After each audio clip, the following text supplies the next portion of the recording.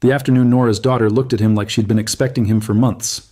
Marcus realized that kindness doesn't always stay small, and sometimes the quietest gestures carry the loudest echoes. Marcus was 38, a building superintendent for a cluster of walk-ups in the older part of the city. He'd been divorced 3 years, a quiet dissolution with a woman who loved the idea of stability until stability started looking too much like routine. He wasn't bitter, just careful. He fixed leaks, replaced locks, kept the hallways clean, and went home to a one-bedroom that smelled like coffee and old books. It was a small life, but it was his. It was a Thursday in late September when he first saw Nora struggling with grocery bags at the building's front entrance. She lived on the 5th floor of the adjacent building, the one with the broken elevator that the landlord kept promising to fix. Marcus had seen her before, passing in the courtyard, always with her head down, always moving quickly.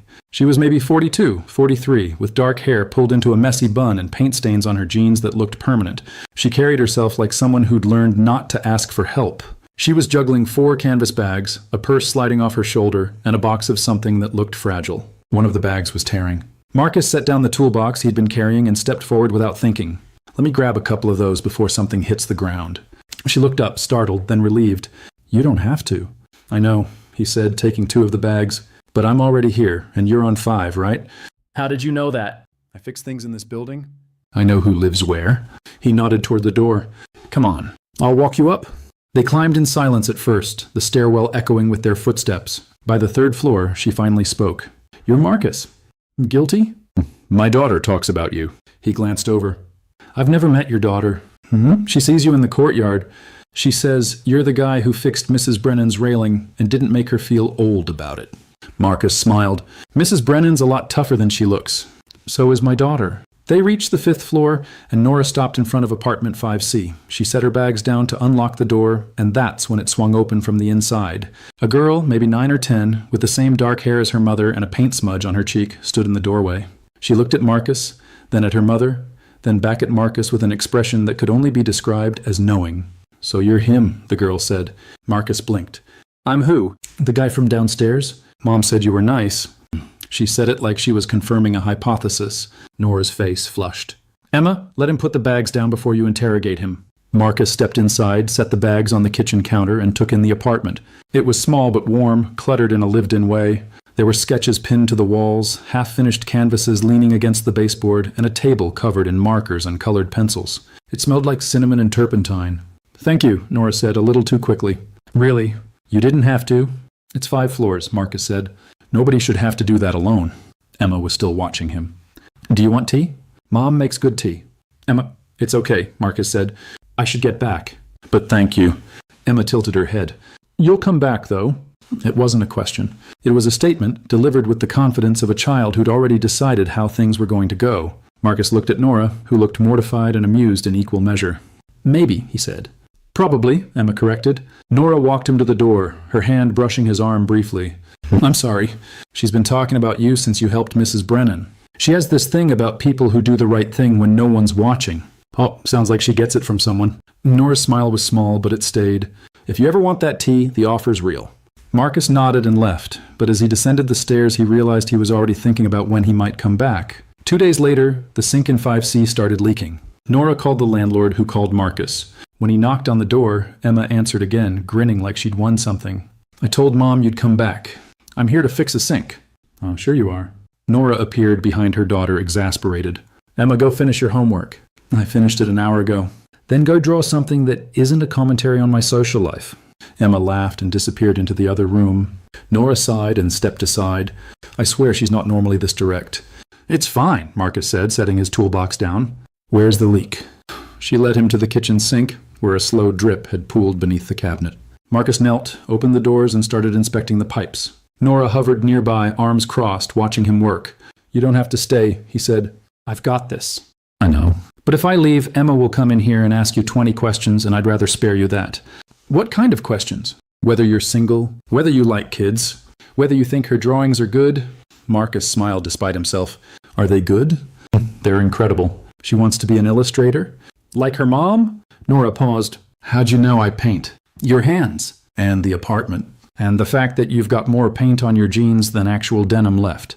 She laughed, and it was the first time he'd heard it. It was low and a little rough, like she didn't get to use it often. I teach art classes at the community center. It doesn't pay much, but it keeps the lights on. Mostly? And Emma's dad? The question came out before he could stop it. Nora's expression tightened slightly, but she didn't look away. He's not in the picture. Hasn't been for 3 years. He thought being a father was something you could do part-time when it was convenient. That's not how it works. No, it's not. Marcus tightened the fitting beneath the sink, tested it, then stood and washed his hands in the basin. You're all set. If it acts up again, call me directly. Don't wait for the landlord. You don't have to do that. I know, he said, drying his hands on a dish towel. But I'm already here, and you're on 5. She smiled, and this time it stayed longer. Over the next few weeks, Marcus found more reasons to stop by. A loose railing. A flickering light in the hallway. A window that wouldn't close properly. Nora stopped pretending she didn't notice. Emma stopped pretending it was subtle. One evening in mid-October, Nora knocked on Marcus's door. When he opened it, she was holding a covered dish and looking embarrassed. Emma made too much lasagna, she said.